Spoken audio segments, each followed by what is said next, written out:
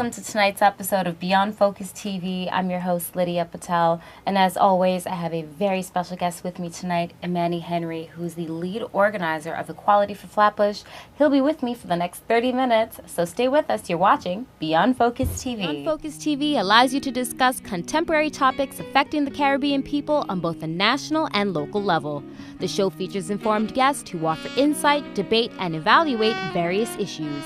Beyond Focus TV builds on the station's mission to provide useful information to the Caribbean people in New York and abroad.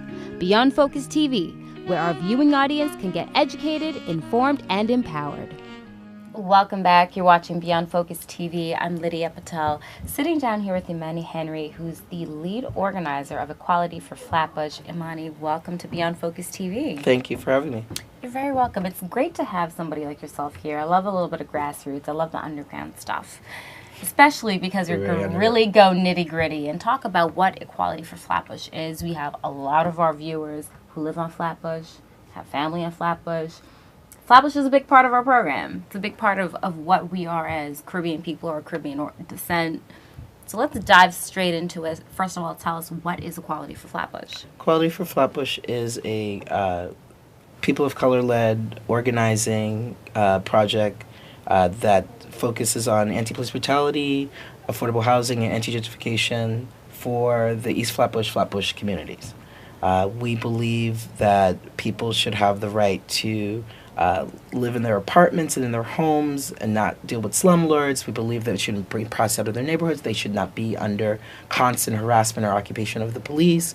And we do a lot of different things. We have a ton of different campaigns, but most of our focus is really on, one, social media work and making sure that it gets out into the community about things that are happening. Providing resources and support to different communities and community members, and in a lot of ways dealing with like political organizing, community organizing, and direct action. Wow. So that's kind of the work we do. In a nutshell, which is quite a bit of work. So how did this all get started for you? Who founded it? And when did you guys decide that you needed to have something like Equality for Flatbush to really be the voice for the residents? I'm a resident. I'm Caribbean, Jamaican. Was unfortunately born in the U.S. and has lived here my entire life. And I've lived in New York for about 20 years and 12 years in Flatbush. And it's my home. I love it. And I think over the last couple of years, really realizing and looking at the need of how we've always dealt with slumlords. That's, we've all lived in settings where it's sort of notorious in Flatbush around how landlords treat particularly black folks, Caribbean folks, migrants, immigrants, right? But with gentrification, that, what was then a situation where, say, I lived in a building where you didn't have like hot water on certain days, or the elevator didn't work and all of that kind of stuff. Well, then when the apartments they're pushing people out of those apartments, rent stabilized apartments. We have about 30,000 plus units of rent stabilization in Flatbush, and then bringing in other people that have more wealth or more disposable income and pricing out folks. Then for us, it really became a moment of really, well, what are we going to do about it? Are we going to be able to stay in Brooklyn? Are we going to be able to stay in Flatbush? And in June of 2013, I helped to found the organization.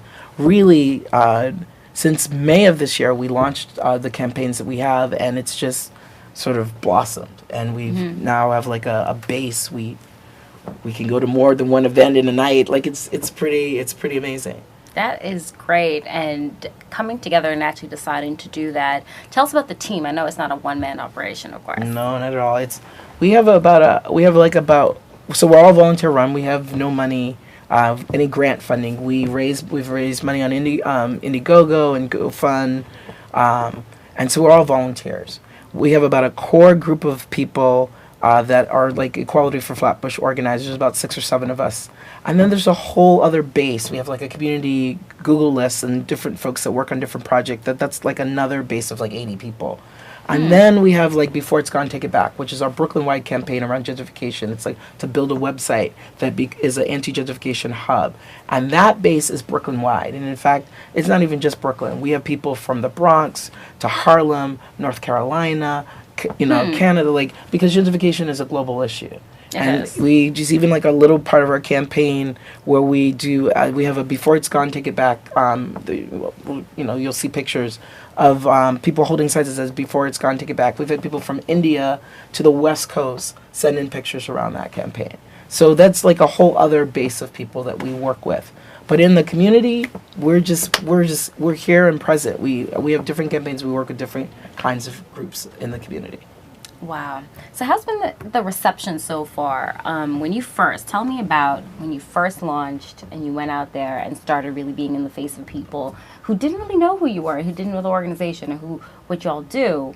How was that? Well, I think it was sort of like, I think leafleting, which is one of my favorite things, really puts you, I should just be transparent. I am a community organizer in other capacities around police brutality for many, many years. Yeah, we'll get to that. And also around, I'm just a neighbor that's also fought my landlord in many settings that I've been in like tenant associations. And I think that the piece of it has been like really trying to just be where people are at. So I'm leafleting, and we give out resources right there on the sidewalk with people. Here's this lawyer in housing court, they help you. People go right in their purses and say, my landlord gave me this, is this a legal document that says I have 3 days to leave? And we're like, no. People call us. We try to help people find apartments, all that kind of stuff. And the same way, we work on campaigns around the dollar van drivers. They're under attack.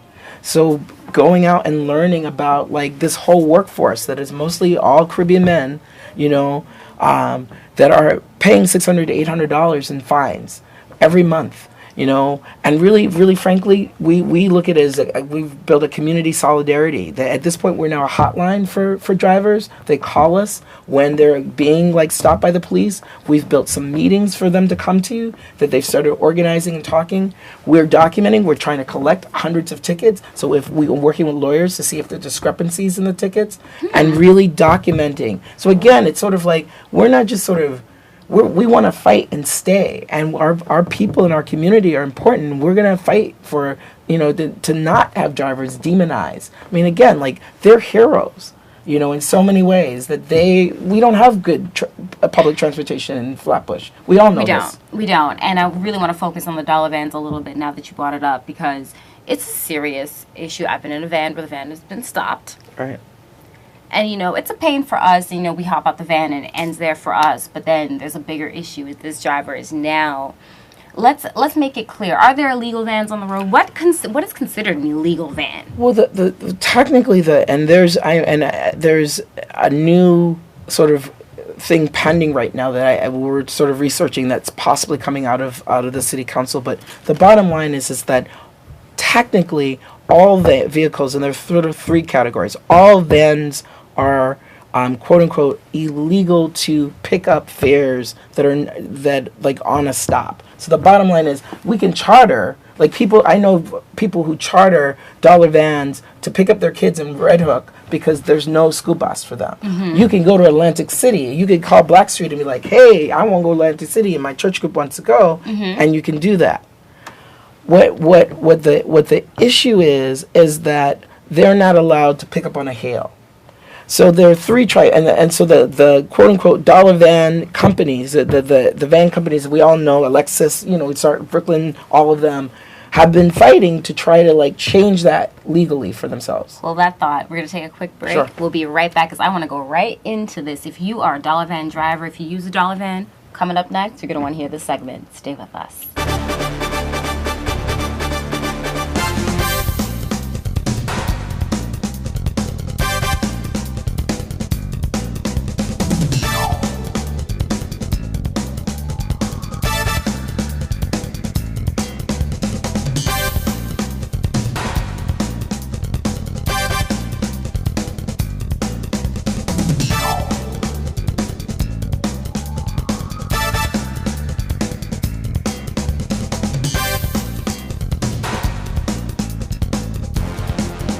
Welcome back. You're watching Beyond Focus TV. I'm Lydia Patel, sitting here with Imani Henry, who's the lead organizer of Equality for Flatbush. Now, we left off talking about the dollar vans, and many of us, if you live on Flatbush, even if you just hang out on Flatbush, we've taken a dollar van, and they've saved me many a times. I can't lie. MTA, I love you, but that $2 ride seems very tempting, and I took one this morning. I can't lie. Took one this morning when I went to the gym. That's how I for 7 years of my life, and we've even been able to prove that the high percentage of people that take Dollar Van also have unlimited Metro cards. Yes, I have one in my wallet right now. And that is a true, because the MTA is so slow. And we are one of the most densely populated neighborhoods. So there's just, and the short story of it is that there are Dollar Van companies, Dollar Van driving companies that have gotten TLC licensing and all of that kind of thing, but they're still legally about the picking up on the hill, which hopefully there's work of that changing. There's independent drivers who also have TLC licensing and everything all together, but again, work independently for themselves. They have their own vehicles. And then there are other folks who want to have all kinds of licensing, but for whatever reason, financially, what have you, and there's also, let's be clear, so the scam of what is happening with TLC that everyone talks about, is it a medallion, is it a sticker, all this stuff, it's not a clear sort of roadmap for everybody. But the bigger issue, I think the bigger issue is this: they're all being ticketed. They're all being ticketed. So then why, if they're listed under TLC, which is what they want, if they're making people go and spend money to get TLC certified, if I'm going to go spend the money to do this, I should be able to drive in peace. And that, I think, is the piece of it. There are drivers we're experiencing there are drivers that are being detained by the police, being told that they have warrants for their arrest and spending between 24 to 8 hours in jail and going to see the judge, and the judge saying, you don't have a warrant. We know that rookies are they're practicing on drivers. They're using rookies that didn't even inspect the vehicle. But the police, the long-term officer looks at everything, and then assigns the rookie, these are the things that you need to write down, kind of thing, and didn't even look at the driver's car. The other thing is also that it's not just, they are throwing people out of vehicles. We've got numbers of calls where the entire van is being thrown out. So even if you paid your fare, but it's like the entire community is being criminalized. And again, it's exactly that. These drivers, they were there during Hurricane Sandy, during the power outage. They get, again, sometimes the MTA, when the trains weren't running, they weren't running, or late at night when it's only one bus every hour. I've seen sisters coming back from they're nurses, and I know that they probably text or call that driver and say, I'm going to be at this corner. Please come and get me. I was a graduate student. I was so grateful to see Dollar Vans at 4 o'clock in the morning when I left the library. And I think that's the piece of it. We've never had adequate service. But the bottom line is this: the drivers want to be legal, and there isn't reason that they shouldn't be. Change the law. Yep, change absolutely. The law. Change the law. Absolutely. So that's one of the major issues. Let's talk a little bit about housing. Gentrification and the housing, they kind of go hand in hand, because a lot of the areas in Brooklyn, whether you're in Bed-Stuy, if the Prospect Leffert Gardens, all that is changing, rezoned. And unfortunately, if you were paying $1,100 for rent and they can get someone to do $1,500 or $1,600, who's going to get it.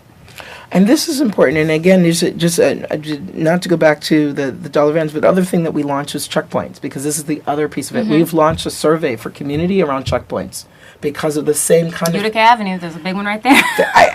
This is exactly that. So Dollar Vans are stopped, but then regular people in our neighborhoods, exactly because of gentrification, we do tie it to gentrification, that if it's only going in one southbound on Flatbush Avenue towards, if I'm correct about the southbound, going towards East Flatbush. It's not going towards Barclays that they set up the checkpoint where there are 20 cops. No, it's going towards King Plaza. Exactly. And so the same kind of thing is that we're looking at, right now in Flatbush, minimally, there are 14 luxury residential projects going up right now. 14. That's minimally. There are others that we don't know about, but we know of at least 14 that are luxury. That's really key to it. So for instance, 636 Flatbush, that's almost built, that's going to be 23 stories, is starting studios are $2,000. It's $2,000, and it's mostly studios in one bedroom.